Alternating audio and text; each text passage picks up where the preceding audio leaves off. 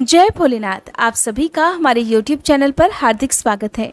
इस घोर कलयुग में अगर इंसान को सबसे ज़्यादा ज़रूरत है तो वो है मानसिक सुकून की। और मेरी प्रार्थना है कि भोलेनाथ आप सभी को मानसिक शांति प्रदान करें, आप सभी की इच्छाएं पूर्ण करें।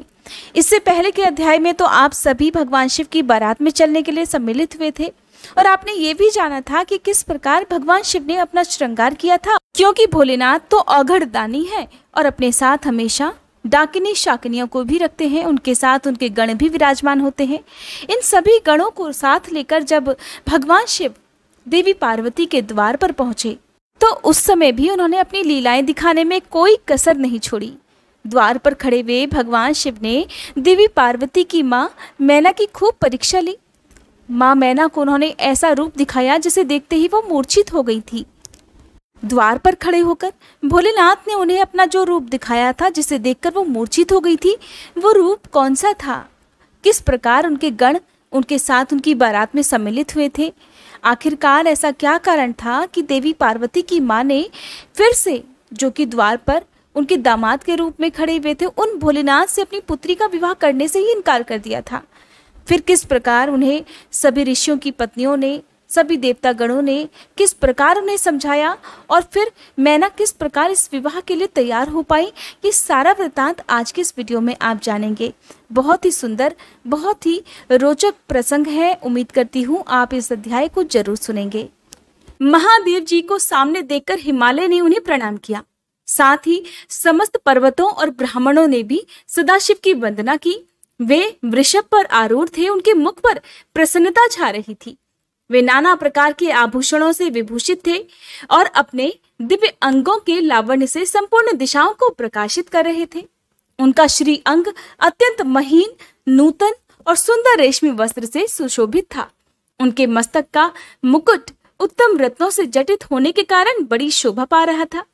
वे अपनी पावन प्रभा का प्रसार करते हुए मंद मंद मुस्कुरा रहे थे। उनका प्रत्येक अंग भूषण बने हुए सर्पों से युक्त था और उनकी अंग कांति बड़ी ही अद्भुत दिखाई दे रही थी। दिव्य कांति से संपन्न उन महेश्वर की सुरेश्वर गण हाथ में चंवर लेकर सेवा कर रहे थे। उनके बाएं भाग में भगवान विष्णु थे और दाहिने भाग में मैं अर्थात ब्रह्मा जी थे। पीछे देवराज इंद्र थे और अन्य देवता आदि भी पीछे और अगल बगल में विद्यमान थे। नाना प्रकार के देवता आदि उन लोक कल्याणकारी भगवान शंकर की स्तुति करते जाते थे। उन्होंने स्वेच्छा से ही दिव्य शरीर धारण कर रखा था। वास्तव में वे साक्षात परब्रह्म परमात्मा, सभी के ईश्वर, उपासकों को मनोवांछित वर देने वाले, कल्याणमय गुणों से युक्त, प्राकृत गुणों से रहित, भक्तों के अधीन रहने वाले, सब पर कृपा करने वाले, प्रकृति और पुरुष से भी विलक्षण तथा सच्चिदानंद स्वरूप हैं। उनके दर्शन के बाद हिमवान ने भगवान शिव के वाम भाग में अच्युत श्री हरि का दर्शन किया, जो नाना प्रकार के आभूषणों से विभूषित होकर विनतानंदन गरुड़ की पीठ पर विराजमान थे। मुने भगवान के दाहिने भाग में उन्होंने 4 मुखों से युक्त महाशोभाशाली तथा अपने परिवार से संयुक्त मुझ ब्रह्मा को देखकर मेरी भी स्तुति की। भगवान शिव के सदा ही अत्यंत प्रिय इन दोनों देवेश्वरों का दर्शन करके परिवार सहित गिरिराज ने आदर पूर्वक प्रणाम किया। इसी प्रकार भगवान शिव के पीछे तथा अगल बगल में खड़े हुए दीप्तमान देवता आदि को भी देखकर गिरिराज ने उन सब के सामने मस्तक झुकाया। फिर शिवजी की आज्ञा से आगे होकर हिमवान अपने नगर को गए। उनके साथ महादेव जी, भगवान विष्णु तथा स्वयंभू ब्रह्मा भी मुनियों और देवताओं सहित शीघ्रता पूर्वक चलने लगे। हे मुने, उस अवसर पर मैना के मन में भगवान शिव के दर्शन करने की इच्छा हुई, इसलिए उन्होंने तुम्हें बुलवाया। उस समय भगवान शिव से प्रेरित होकर उनका हार्दिक अभिप्राय पूर्ण करने की इच्छा से तुम वहां गए। मैना तुम्हें प्रणाम करके इस प्रकार कहने लगी, हे मुने, गिरिजा के होने वाले पति को पहले मैं देखूंगी। शिव का कैसा रूप है जिसके लिए मेरी बेटी ने ऐसा उत्कृष्ट तपस्या की है। तात, उस समय भगवान शिव भी मैना के भीतर के अहंकार को जानकर श्री विष्णु और मुझसे अद्भुत लीला करते हुए इस प्रकार बोले। शिव कहने लगे, तात, आप दोनों मेरी आज्ञा से देवताओं सहित अलग अलग होकर गिरिराज के द्वार पर चलिए, हम पीछे से आएंगे। ये सुनकर भगवान श्री हरि ने सब देवताओं को बुलाकर वैसा करने के लिए ही कहा। शिव जी के चिंतन में तत्पर रहने वाले देवताओं ने शीघ्र ही वैसी व्यवस्था करके उत्सुकता पूर्वक वहां से पृथक पृथक यात्रा की। मुने, मैना अपने घर के सबसे ऊपरी भवन में तुम्हारे साथ खड़ी हुई थी। उस समय भगवान विश्वेश्वर ने अपने को ऐसी वेशभूषा में दिखलाया जिससे मैना के हृदय को ठेस पहुंचे। सबसे पहले बारात में विविध वाहनों पर विराजित खूब सजे धजे बाजे गाजे के साथ पताकाएं फहराते हुए वसु आदि गंधर्व आए, फिर मणिग्रीव आदि यक्ष, फिर क्रम से यमराज, नैऋति, वरुण, वायु, कुबेर, ईशान, देवराज, इंद्र, चंद्रमा, सूर्य, भृगु आदि मुनीश्वर तथा ब्रह्मा आए। ये सब उत्तरोत्तर एक से एक विशेष सुंदर शोभामय रूप गुण से संपन्न थे। इनमें से प्रत्येक दल के स्वामी को देखकर मैना पूछती थी, क्या यही शिव है? नारद जी कहते, ये तो शिव के सेवक हैं। मैना ये सुनकर बड़ी प्रसन्न होती और हर्ष में भरकर मन ही मन खुद से कहती कि ये उनके सेवक ही जब इतने सुंदर हैं, तब तो वे सबके स्वामी शिव पता नहीं कितने सुंदर होंगे। इसी बीच में वहां भगवान विष्णु पधारे। वे संपूर्ण शोभा से संपन्न श्रीमान, नूतन जलधर के समान श्याम तथा 4 भुजाओं से सुशोभित थे। उनका लावण्य करोड़ों कंदर्पों को लज्जित कर रहा था। वे पीतांबर धारण करके अपनी सहज प्रभा से प्रकाशित हो रहे थे। उनके सुंदर नेत्र प्रफुल्ल कमल की शोभा को छीन ले रहे थे। उनकी आकृति से शांति बरस रही थी। पक्षीराज गरुड़ उनके वाहन थे। शंख चक्र आदि लक्षणों से युक्त मुकुट आदि से विभूषित वक्ष स्थल में श्री वत्स का चिन्ह धारण किए हुए वे लक्ष्मीपति विष्णु अपने अप्रमेय प्रभापुंज से प्रकाशमान हो रहे थे। तब उन्हें देखते ही मैना के नेत्र चकित हो गए। वे बड़े हर्ष से बोली, अवश्य ये ही मेरी शिवा के पति साक्षात भगवान शिव हैं, इसमें कोई संशय नहीं है। मुने, तुम भी लीला करने वाले ही ठहरे। अतः मैना की ये बात सुनकर उनसे इस प्रकार कहने लगे, देवी, ये शिवा के पति नहीं है, अपितु भगवान केशव हरि हैं। भगवान शंकर के संपूर्ण कार्यों के अधिकारी और उनके प्रिय हैं। पार्वती के पति जो दुल्हा शिव हैं, उन्हें इनसे भी बढ़कर समझना चाहिए। उनकी शोभा का वर्णन मुझसे नहीं हो सकता देवी। वे ही संपूर्ण ब्रह्मांड के अधिपति, सर्वेश्वर तथा स्वयं प्रकाश परमात्मा हैं। श्री ब्रह्मा जी कहते हैं, नारद, तुम्हारी इस बात को सुनकर मैना ने उन शुभ लक्षणा उमा को महान धन वैभव से संपन्न, सौभाग्यवती तथा तीनों कुलों के लिए सुखदायिनी माना। वे मुख पर प्रसन्नता लाकर प्रीति युक्त हृदय से अपने सर्वाधिक सौभाग्य का बारंबार वर्णन करती हुई इस प्रकार कहने लगी, इस समय मैं पार्वती को जन्म देने के कारण सर्वथा धन्य हो गई हूँ मुनिवर। ये गिरिराज भी धन्य है तथा मेरा सब कुछ परम धन्य हो गया। जिन जिन अत्यंत तेजस्वी देवताओं और देवेश्वरों का मैंने दर्शन किया है, इन सब के जो पति हैं वे मेरी पुत्री के पति होंगे। उनके सौभाग्य का क्या वर्णन किया जाए। भगवान शिव को पति रूप में पाने के कारण पार्वती के सौभाग्य का तो 100 वर्षों में भी वर्णन नहीं किया जा सकता। श्री ब्रह्मा जी कहते हैं, नारद, मैना ने प्रेम पूर्ण हृदय से जैसे ही उपर्युक्त बात कही, तब ही अद्भुत लीला करने वाले भगवान रुद्र सामने आ गए। तात उनके सभी गण अद्भुत तथा मैना के अहंकार को चूर्ण करने वाले थे, क्योंकि उस समय मैना अपने अहंकार में भरी हुई रुद्र के स्वरूप के बारे में चिंतन कर रही थी। और ये बात एकदम सत्य है कि भोलेनाथ अपने भक्तों के मन में अहंकार को कभी स्वीकार नहीं कर सकते। जिस भक्त के मन में अहंकार है वो कभी भोलेनाथ का भक्त ही नहीं हो सकता। तब भगवान शिव अपने आप को माया से निर्लिप्त और निर्विकार दिखाते हुए वहां आए। मुने, उन्हें आया जानकर तुमने मैना को शिवा के पति का दर्शन कराते हुए उनसे इस प्रकार कहा, सुंदरी, देखो, ये साक्षात भगवान शंकर हैं, जिनकी प्राप्ति के लिए शिवा ने वन में बड़ी भारी तपस्या की है। नारायण नारायण। तुम्हारे ऐसा कहने पर मैना ने बड़ी प्रसन्नता के साथ अद्भुत आकार वाले भगवान महेश्वर की ओर देखा। वे स्वयं तो अद्भुत थे ही, उनके अनुचर भी बड़े अद्भुत थे। इतने में ही रुद्रदेव की परम अद्भुत सेना भी वहां पहुंची, जो कि भूत प्रेत आदि से संयुक्त तथा नाना गणों से संपन्न थी। उनमें से कितने ही बवंडर का रूप धारण करके आए थे, कितने ही पताका की मरमर ध्वनि के समान शब्द कर रहे थे। किन्हीं के मुंह टेढ़े थे तो कोई अत्यंत कुरूप भयानक दिखाई दे रहा था। कुछ बड़े विकराल थे, किन्हीं का मुंह दाढ़ी मूछ से भरा हुआ था, कोई लंगड़े थे तो कोई अंधे थे, कोई दंड और पाश धारण किए हुए थे तो किन्हीं के हाथों में मुदगर थे। कितने ही अपने वाहनों को उल्टा चला रहे थे, कोई सींग, कोई डमरू और कोई गौमुख बजा रहे थे। गणों में से कितने के तो मुंह ही नहीं थे, कितनों के मुख पीठ की ओर लगे थे और बहुतों के बहुत सारे मुख भी थे। इस तरह कोई बिना हाथ के थे और किन्हीं के तो हाथ भी उल्टे लगे हुए थे। कितनों के तो बहुत सारे हाथ थे, कितने ही नेत्रहीन और किन्हीं के बहुत सारे नेत्र थे। कितनों के तो थे ही नहीं और किन्हीं के बहुत खराब थे, किन्हीं के कान नहीं थे और किन्हीं के बहुत सारे कान थे। इस तरह सभी गण नाना प्रकार की वेशभूषा धारण किए हुए थे। तात वे विकृत आकार वाले अनेक प्रबल गण बड़े वीर और भयंकर थे, उनकी कोई संख्या नहीं थी। मुने, तुमने अंगुली द्वारा रुद्र गणों को दिखाते हुए मैना से कहा, वरानने, तुम पहले भगवान हर के सेवकों को देखो, फिर उनका भी दर्शन कर लेना। उन असंख्य भूत प्रेत आदि गणों को देखकर मैना तत्काल भय से व्याकुल हो गई।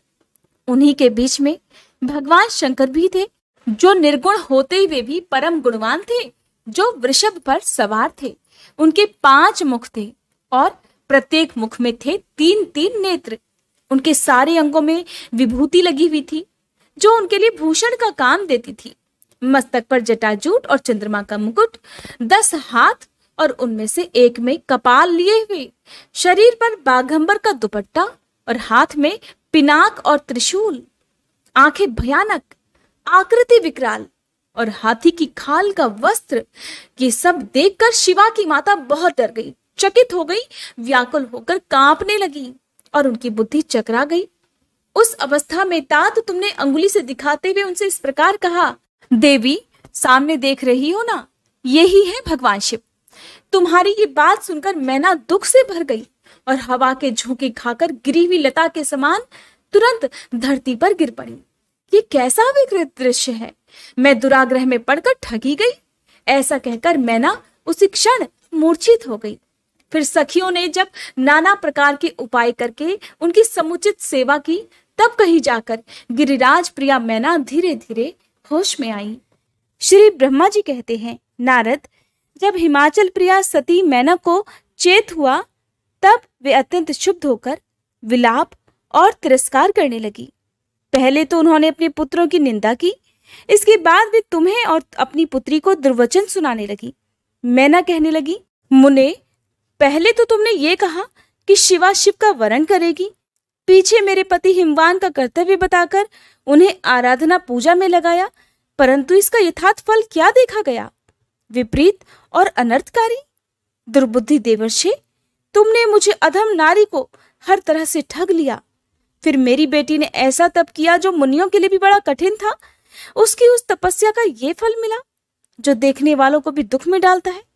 हाय, मैं क्या करूं, कहाँ जाऊं, कौन मेरे दुख को दूर करेगा? मेरा कुल आदि नष्ट हो गया, मेरे जीवन का भी नाश हो गया। कहाँ गए वे दिव्य ऋषि? पाऊं तो मैं उनकी दाढ़ी मूछ नोच लूं। वशिष्ठ की वो तपस्विनी पत्नी भी बड़ी धूर्ता है, वो स्वयं इस विवाह के लिए अगुआ बनकर आई थी। न जाने किन किन के अपराध से इस समय मेरा सब कुछ लुट गया।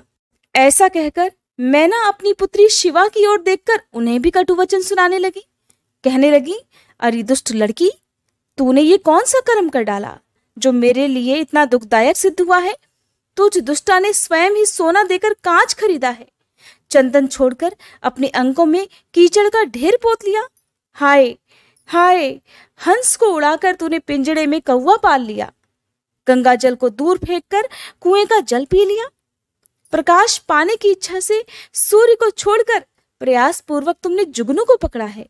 पुत्री, चावल छोड़कर भूसी खा ली तुमने। घी फेंककर मोम के तेल का आदर पूर्वक भोग लगाया।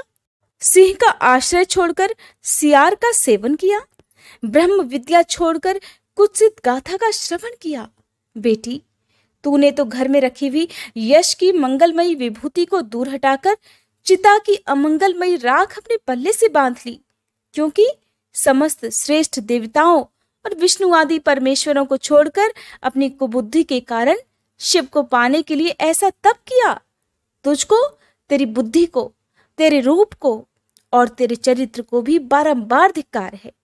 तुझे तपस्या का उपदेश देने वाले नारद को और तेरी सहायता करने वाली दोनों सखियों को भी धिक्कार है। पुत्री, हम दोनों माता पिता को भी धिक्कार है जिन्होंने तुझे जन्म दिया। नारद, तुम्हारी बुद्धि को भी धिक्कार है। सुबुद्धि देने वाले उन सप्त ऋषियों को भी धिक्कार है। तुम्हारे कुल को धिक्कार है। तुम्हारी क्रिया दक्षता को भी धिक्कार है। और तुमने जो कुछ किया उस सब को धिक्कार है। तुमने तो मेरा घर ही जला दिया। ये तो मेरा मरण ही है। ये पर्वतों के राजा आज मेरे निकट न आए। सप्त ऋषि लोग स्वयं मुझे अपना मुंह न दिखाएं। इन सब ने मिलकर क्या साधा, मेरे कुल का नाश करा दिया। हाय, मैं बांझ क्यों नहीं हो गई? मेरा गर्भ गल क्यों नहीं गया? मैं अथवा मेरी पुत्री मर ही क्यों न गई? अथवा राक्षस आदि ने भी आकाश में ले जाकर इसे खा क्यों नहीं डाला? अब आप सभी खुद ही आंखें बंद कर माता मैना के क्रोध का अंदाजा लगाइए कि इस समय माता मैना कितनी क्रोधित हो रही हैं कि खुद अपनी पुत्री से इस प्रकार कहने लगी, पार्वती, आज मैं तेरा सिर काट डालूंगी, परंतु ये शरीर के टुकड़े लेकर भी मैं क्या करूंगी? हाय हाय, तुझे छोड़कर मैं कहाँ चली जाऊं? मेरा तो जीवन ही नष्ट हो गया है। श्री ब्रह्मा जी कहते हैं, नारद, ये कहकर मैना मूर्छित होकर पृथ्वी पर गिर पड़ी। शोक, रोष आदि से व्याकुल होने के कारण वे अपने पति के समीप नहीं गई। देवर्षि, उस समय सब देवता क्रमशः उनके निकट गए। सबसे पहले मैं पहुंचा। मुनिश्रेष्ठ, मुझे देखकर तुम स्वयं मैना से बोले।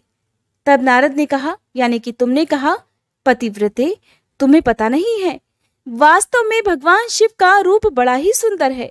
उन्होंने तो लीला से ऐसा रूप धारण कर लिया है। नारायण नारायण, ये प्रभु का यथार्थ रूप नहीं है मैना। इसलिए तुम क्रोध छोड़कर स्वस्थ हो जाओ, हठ छोड़कर विवाह का कार्य करो और अपनी शिवा का हाथ शिव के हाथों में दे दो। तुम्हारी ये बात सुनकर देवर्षि मैना तुमसे कहने लगी, देवर्षि, यहां से चले जाओ, उठो और यहां से अभी चले जाओ। तुम दुष्टों और अधर्मों के शिरोमणि हो। मैना के ऐसा कहने पर मेरे साथ इंद्र आदि सभी देवता और दिक्पाल क्रमशः आकर इस प्रकार कहने लगे, पितरों की कन्या मैंने, तुम हमारे वचनों को प्रसन्नता पूर्वक सुनो। ये शिव निश्चय ही हम सब से उत्कृष्ट देवता हैं और सभी को उत्तम सुख देने वाले हैं। आपकी पुत्री के अत्यंत दुस्सह तप को देखकर इन भक्त वत्सल प्रभु ने कृपा पूर्वक उन्हें दर्शन और श्रेष्ठ वर दिया था। ये सुनकर मैना ने देवताओं से बारंबार अत्यंत विलाप करके कहा, शिव का रूप बड़ा भयंकर है, मैं अपनी पुत्री उन्हें नहीं दे सकती। आप सब देवता प्रपंच करके क्यों मेरी इस कन्या की उत्कृष्ट रूप को व्यर्थ करने के लिए तैयार हैं? मुनीश्वर, उनके ऐसा कहने पर वशिष्ठ आदि सप्तऋषियों ने फिर से वहां आकर ये बात कही, पितरों की कन्या तथा हे गिरिराज की रानी मैंने, हम लोग तुम्हारा कार्य सिद्ध करने के लिए यहाँ पर आए हैं। जो कार्य सर्वथा उचित और उपयोगी है, उसे तुम्हारे हठ के कारण हम विपरीत कैसे मान ले? भगवान शंकर का दर्शन सबसे बड़ा लाभ है। वे दान पात्र होकर स्वयं तुम्हारे घर पधारे हैं। उनके ऐसा कहने पर भी ज्ञान दुर्बला मैना ने उनकी बात मिथ्या कर दी और रुष्ट होकर उनसे ही कहने लगी, मैं शस्त्र आदि से अपनी बेटी के टुकड़े टुकड़े कर डालूंगी, लेकिन उसे शंकर के हाथ में कदापि नहीं दूंगी। तुम सब लोग इसी क्षण मेरी नजरों से दूर हट जाओ। किसी को मेरे पास नहीं आना चाहिए। इस प्रकार ऐसा कहकर अत्यंत विह्वल होकर विलाप करके मैना मौन हो गई। मुने, वहां उनके इस रूप को देखकर, उनके इस क्रोध को देखकर हाहाकार मच गया।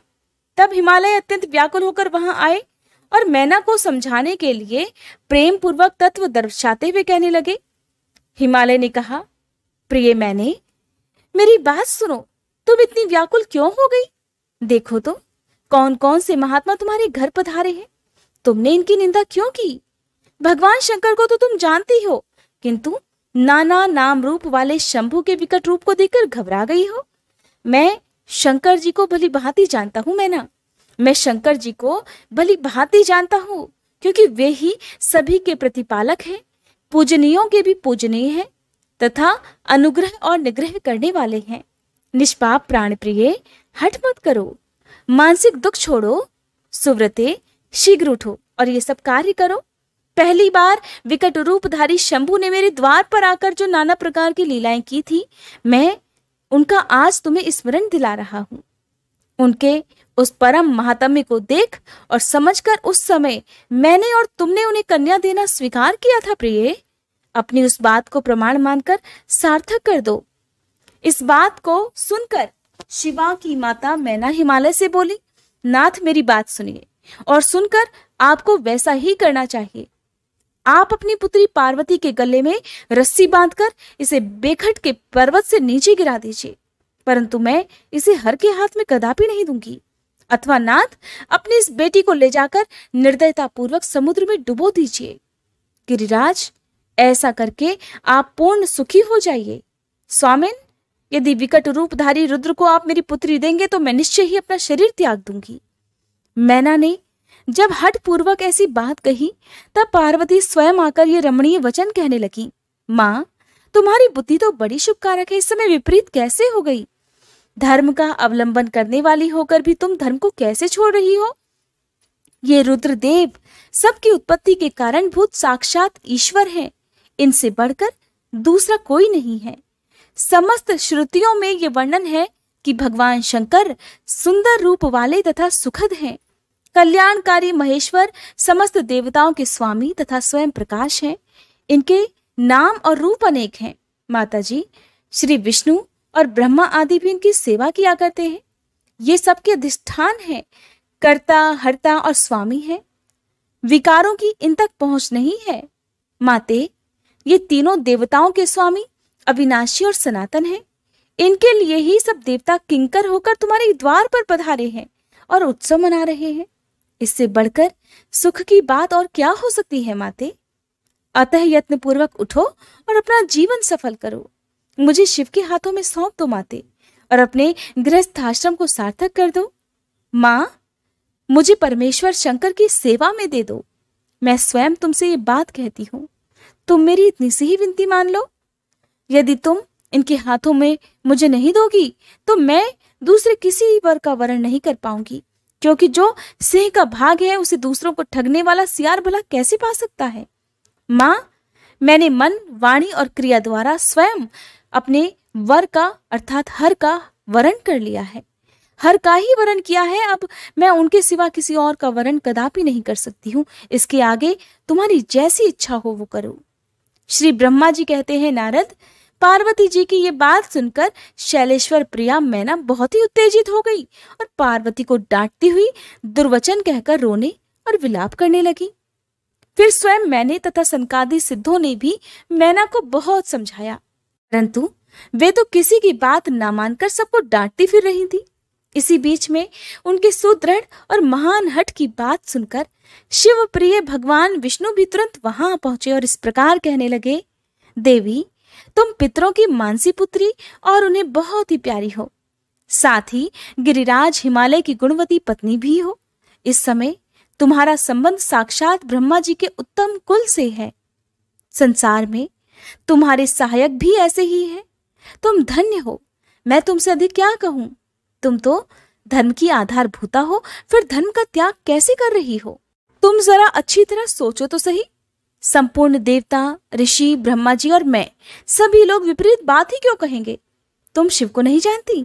वे तो निर्गुण भी हैं और सगुण भी हैं, कुरूप भी हैं और सुरूप भी, सबके सेव्य तथा सत्पुरुषों के आश्रय हैं।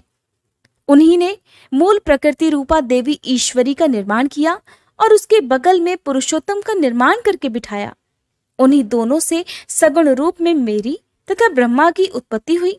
फिर लोगों का हित करने के लिए वे स्वयं भी रुद्र रूप से प्रकट हुए। फिर वेद, देवता तथा स्थावर जंगम रूप से जो कुछ भी दिखाई देता है वो सारा जगत भी भगवान शंकर से ही उत्पन्न हुआ। उनके रूप का ठीक ठीक वर्णन अब तक भला कौन कर सका है? देवी अथवा कौन उनके रूप को जानता है? मैंने और ब्रह्मा जी ने भी जिनका अंत नहीं पाया, उनका पार दूसरा भला कौन पा सकता है? ब्रह्मा से लेकर कीट पर्यंत जो कुछ भी जगत दिखाई देता है वो सब शिव का ही रूप है, ऐसा जान लो। इस विषय में कोई अन्यथा विचार नहीं करना चाहिए। वे ही अपनी लीला से ऐसे रूप में अवतीर्ण हुए हैं और शिवा के तप के प्रभाव से तुम्हारे द्वार पर खड़े हैं। अतः हिमाचल की पत्नी मैना, तुम दुख छोड़ो और शिव का भजन करो। इससे तुम्हें महान आनंद प्राप्त होगा और तुम्हारा ये सारा क्लेश भी मिट जाएगा।